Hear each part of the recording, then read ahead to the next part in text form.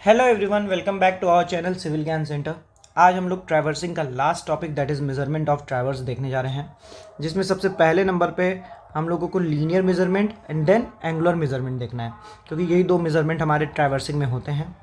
Linear measurement की बात कर लें तो चेन, टेकोमेट्री या ईडीएमआई, ये तीन तरीके हैं लीनियर मेजरमेंट के।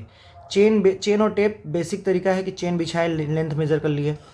टेकोमेट्री में जो प्रिंसिपल यूज़ होता है ये होता है सिमिलर ट्रायंगल का प्रिंसिपल। ये हम लोग डिटेल में टेकोमेट्री में देखेंगे। सिमिलर ट्रायंगल के प्रिंसिपल पे काम करता है ये, ठीक है। ईडीएमआई इलेक्ट्रोमैग्नेटिक वेव्स के प्रोपोगेशन पे काम करता है। वेव्स के प्रोपोगेशन पे काम करता है ये ईडीएमआई, ठीक है। तो इसको इतना ही जानना है लीनियर में, इससे ज़्यादा अलग से कुछ नहीं पूछेगा in case of traversing.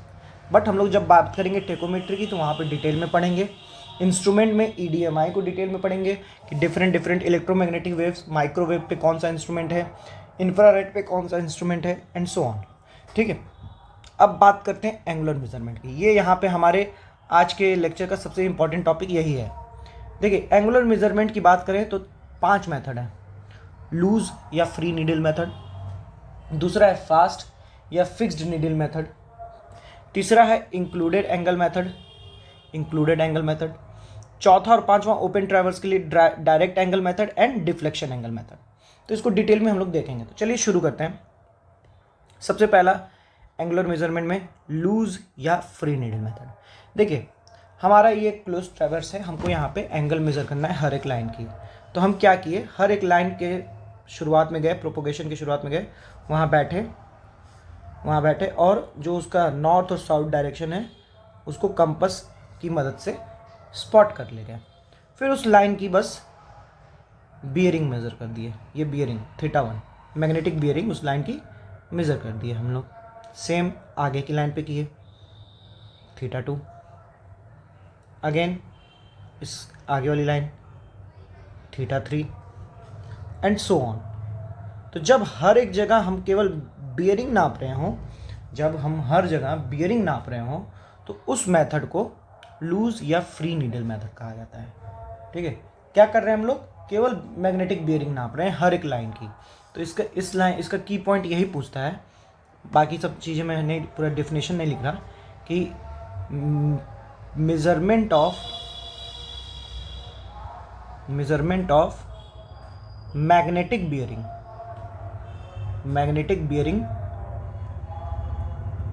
At each line या ऑफ ईच लाइन। मेरी इंग्लिश पे मत जाइएगा, कंसेप्ट समझिएगा। हाँ, ऑफ ईच लाइन, ठीक है। Measurement of magnetic bearing of each line. इस मेथड में ये होता है कि हर एक लाइन पे हम क्या कहते हैं, उस लाइन की मैग्नेटिक बियरिंग बस नाप रहे हैं, ठीक है। आगे बढ़ते हैं, दूसरा मेथड, ठीक है। फ्री नीडल इसका नाम क्यों दिया गया, क्योंकि हर एक जगह पे हम लोग कंपास ले जाएंगे, उसके क्या कहते हैं नीडल को फ्री कर देंगे तो वो बता देगा नॉर्थ साउथ डायरेक्शन, फिर उसके हिसाब से हम लोग उस लाइन की बियरिंग नाप लेंगे। That's why it is free needle method, ठीक है। आगे बढ़ते हैं।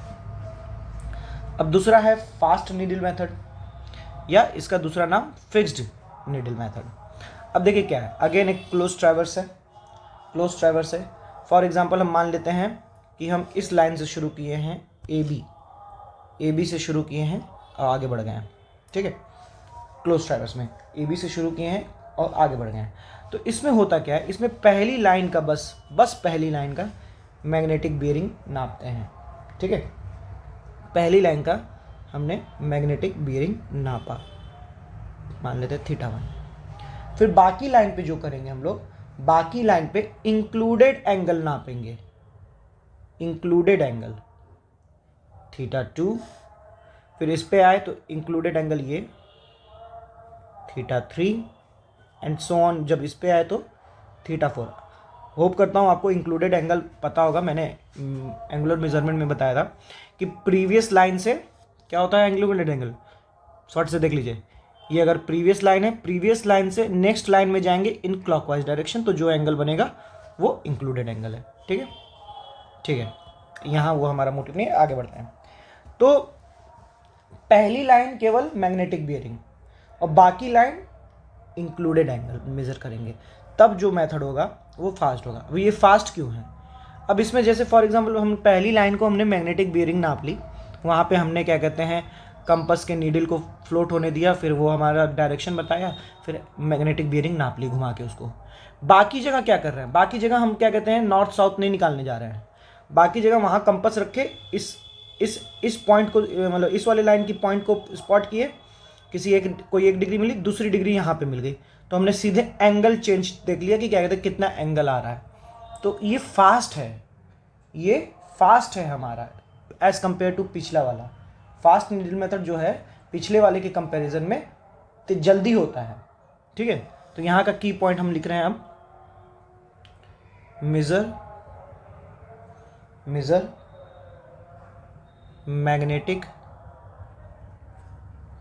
bearing of one line and included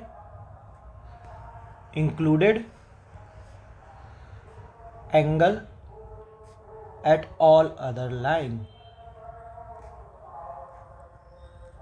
बाकी जगह पे इंक्लूडेड एंगल, बस पहली लाइन वाली के पहले वाले का मैग्नेटिक बियरिंग नाप रहे हैं। तो ठीक है, ये हो गया फास्ट नीडल मेथड। अब तीसरा आते हैं इंक्लूडेड एंगल मेथड। ठीक है, अब इसके नाम में ही इंक्लूडेड एंगल है, तो इसका पिछले वाले में बस हल्का सा चेंज है। क्या चेंज है भाई साहब, कि हमने पिछले वाले में मैग्नेटिक बियरिंग नापा था, पहली लाइन का मैग्नेटिक बियरिंग θ1, फिर बाकी सब इंक्लूडेड एंगल, यहाँ पे भी इंक्लूडेड एंगल, यहाँ पे यहाँ तक इतना ही कर सेम है, इसमें भी इतना करेंगे। इसमें एक काम एक्स्ट्रा हो गया कि वापस में जब यहाँ पे आए तो यहाँ का भी एक इंक्लूडेड एंगल नाप लेंगे। ठीक है, तो ये θ5। तो इसमें क्या बोला जाएगा कि measuring magnetic bearing of any one line and included angle at all station. वहाँ क्या था, एट ऑल अदर लाइन, मतलब जो बाकी की बची हुई हैं। और यहाँ पे क्या है, एट ऑल स्टेशन, मतलब एट सभी लाइन बोलो या स्टेशन बोलो सेम बात है। यहाँ पे लिख दे रहा हूँ एट लाइन या स्टेशन। तो यहाँ पे भी वही हो जाएगा कि मेजर मैग्नेटिक बियरिंग एम भी लिख दे रहा हूँ of one line and included angle at all the line या स्टेशन, ऑल दी स्टेशन। ठीक है, तो ये अब इसका एक फ़ायदा क्या है, इसका फ़ायदा क्या है, यहाँ थोड़ी एक्यूरेसी ज़्यादा मिल गई हमको, क्योंकि हमने यहाँ पे पहले वाले का मैग्नेटिक बियरिंग नापा था और लास्ट आते आते फिर लास्ट उसी का हमने इंक्लूडेड एंगल भी नाप दिया। तो उस लाइन की हम एक तरह से एक्यूरेसी चेक कर लेंगे और अच्छा एक्यूरेट हम लोग मेजरमेंट कर लेंगे, तो इसकी एक्यूरेसी ज़्यादा आ जाती है। तो कभी कभी पूछता भी है कि इन तीनों मेथड में एक्यूरेसी सबसे ज़्यादा किसकी है, तो इन तीनों मेथड में याद रखिएगा सबसे ज़्यादा है इंक्लूडेड एंगल की सबसे ज़्यादा accuracy, then fast needle method की, एंड लास्ट वन क्या, लूज नीडल मेथड की। इन तीनों में सबसे ज़्यादा एक्यूरेसी ये, फिर ये। ठीक है, तो ये याद रखिएगा। अब बचते हैं हमारे दो मेथड, डायरेक्ट एंगल मेथड और डिफ्लेक्शन एंगल मेथड। देखिए दोनों मेथड ओपन ट्रैवर्स के लिए, सबसे पहला की पॉइंट तो इनका ये है कि ये ओपन ट्रैवर्स के लिए हैं। ठीक है, ओपन ट्रैवर्स के लिए ये दोनों। तो देखिए इसमें ये क्या है कि पहले जहाँ से शुरू होगा, पहले वाले का मैग्नेटिक बियरिंग नापे और बाकी सबका इंक्लूडेड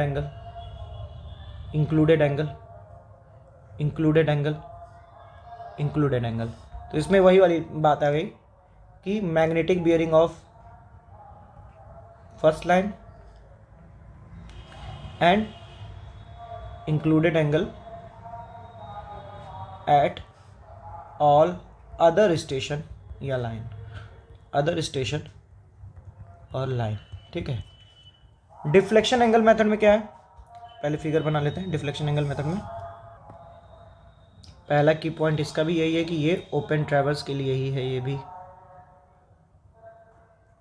अब इसमें होता क्या है, इसमें कुछ नहीं, पहले तो आप मैग्नेटिक बियरिंग नापेंगे, मैग्नेटिक बियरिंग पहले आप नापेंगे, फिर क्या करेंगे, फिर आगे की लाइंस का हम डिफ्लेक्शन एंगल नापेंगे। आगे की लाइन जैसे ये लाइन गई, ये एक्सटेंड इसको करेंगे, ये डिफ्लेक्शन एंगल, ये वाला एंगल नापेंगे हम लोग, डिफ्लेक्शन एंगल। फिर इस वाली लाइन का डिफ्लेक्शन एंगल, ये, एंड सो ऑन,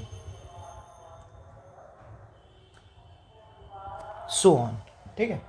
तो इसमें हम लोग क्या लिख सकते हैं कि मेजर मैग्नेटिक बियरिंग ऑफ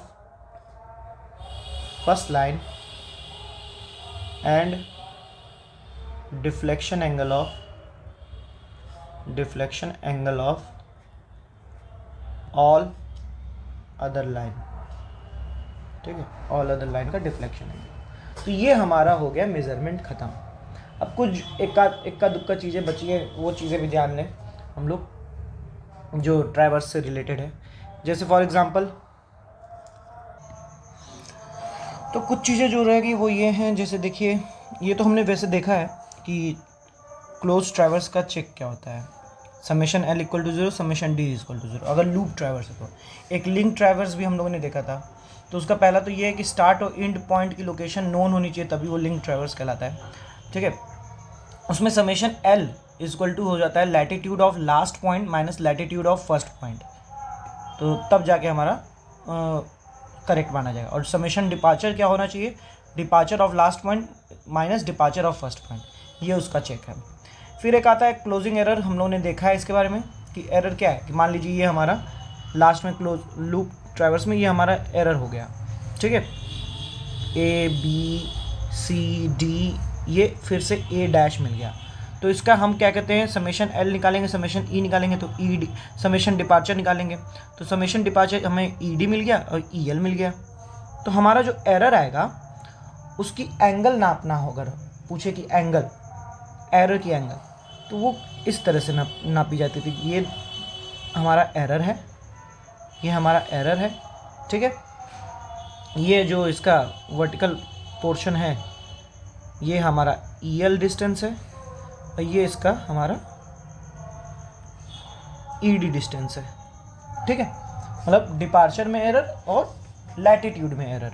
तो इसकी एंगल कितनी आएगी, एंगल कितनी आएगी, तो अगर मैं कहूँ ये एंगल है थीटा, तो tan थीटा इक्वल टू क्या हो जाएगा, tan थीटा इक्वल टू हो जाएगा परपेंडिकुलर ED अपॉन EL, और ये हमारा हो जाएगा theta equal to tan inverse ED upon EL। और इस एरर की लेंथ कितनी होगी, under root of EL square plus ED square, Pythagoras theorem से, ठीक है। तो ये हमारा एरर निकालने का तरीका है, ये हम लोग पीछे भी देखें।